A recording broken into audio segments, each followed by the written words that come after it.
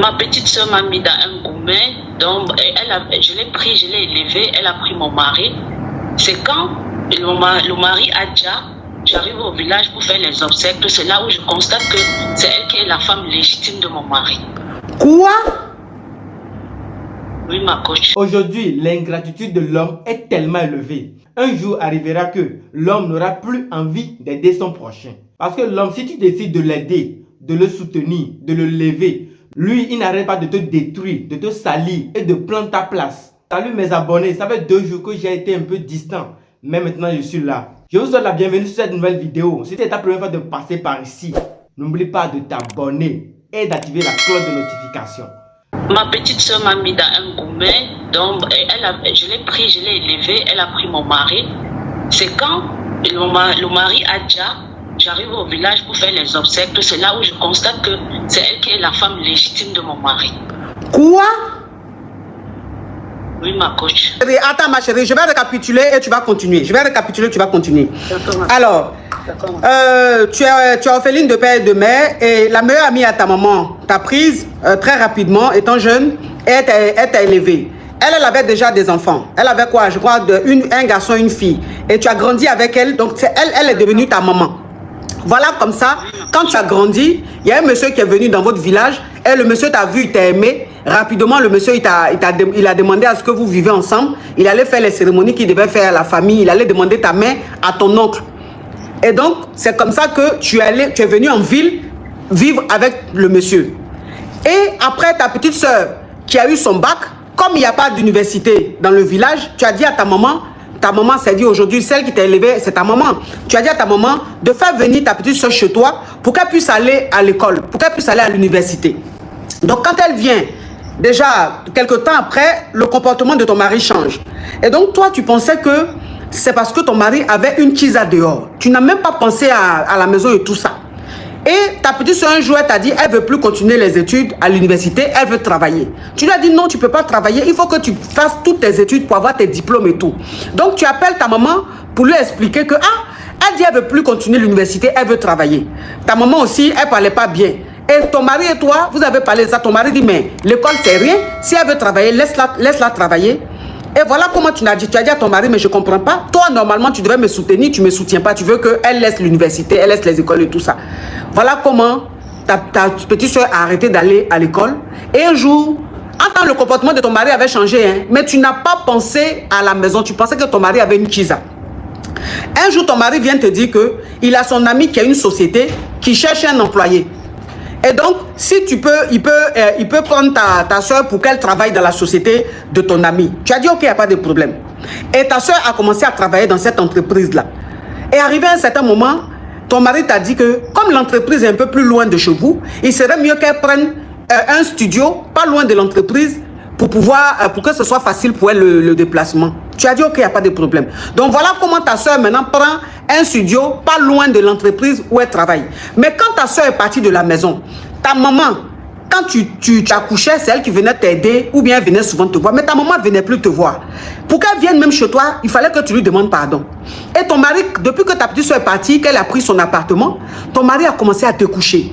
Il te couchait, il rentrait tard. Il te couchait, il rentrait tard. Tu pensais toujours que c'est parce qu'il avait une chisa, c'est avec sa chisa il restait. Et voilà. Donc, on t'écoute, ma chérie.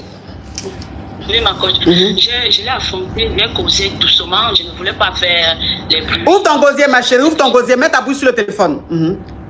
Ok, ma coach. Je l'ai affronté, j'ai causé. Je suis allée doucement. J'ai causé avec lui. Il m'a dit non, il n'a personne sur le travail qui lui dérange. Tout et tout et tout. J'ai dit ok. Et pour rentrer tard, est-ce que c'est toujours le travail? Parce qu'avant, ce n'était pas ça. Mais il m'a rien dit qui peut être convaincant. Bon, avant, ma maman m'avait dit ne jamais fouiller son téléphone. Rien. J'ai dit ok, maman. J'ai dit mais pourquoi je ne dois pas fouiller son téléphone? Il faut que je cherche à savoir ce qui ne va pas. Peut-être mon mari, soit il a une chita, soit il a mis sa main quelque part où ça lui dérange. Il faut connaître la vérité. Il est rentré un matin tellement fatigué ce jour-là. Et je l'ai fait dormir. Et il a mangé, il se couche. J'ai supplié jusqu'à il a même mangé. Et il se couche. Fatiguée, j'ai pris son téléphone, j'entre à la douche. Parce que j'ai vu c'était ma petite soeur. Ma petite soeur avait déjà un enfant. Je ne connaissais pas. Fatiguée, j'ai pris son téléphone, j'entre à la douche. Parce que j'ai vu c'était ma petite soeur. Ma petite soeur avait déjà un enfant. Je ne connaissais pas.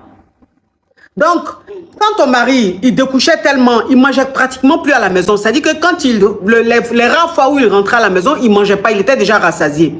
Et donc, tu t'es dit, mais il faut que tu fouilles dans son téléphone pour voir ce qui se passe réellement. Est-ce que c'est parce que tu lui as demandé, tu t'es approché de lui tout doucement avec politesse, tu as dit, qu'est-ce qui se passe? Tu as une femme dehors, il t'a dit non, que c'est parce qu'il travaille trop. C'est pour ça. Tu t'es dit, mais même si tu travailles trop, découcher comme ça, c'est bizarre. Donc un jour, il rentre de dehors et il a mangé, il était tellement fatigué, il allait dormir. Voilà comment tu prends son téléphone, tu rentres dans la douche, tu regardes dedans. Quand tu regardes, tu vois que c'est ta petite soeur qui est la Kiza de ton mari. Et elle a même déjà un enfant avec ton mari et elle est même enceinte du deuxième enfant. Ok. Quand j'ai vu ça, j'ai pris mon calme, j'ai pris mon mal en patience. J'ai vu un message qui disait, comme on a déjà commencé à construire la maison, il faut qu'on aille très vite, je quitte en location. C'est là où ma tête a ticté. J'ai dit non, on avait un compte, il faut que je parte vite regarder. Parce que je ne peux pas voir le compte était vide. Même un franc, il n'y avait plus. Il a balayé tout, acheté le terrain à la fille, fait tout, acheté la voiture, la petite voiture.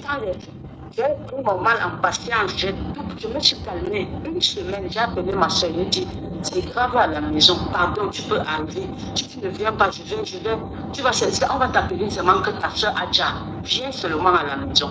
Je dis non, viens, je ne peux même pas te parler au téléphone. Elle est arrivée, je l'ai pris, elle est entrée. Par contre, même comme elle était en déni, je n'ai pas pu me retenir.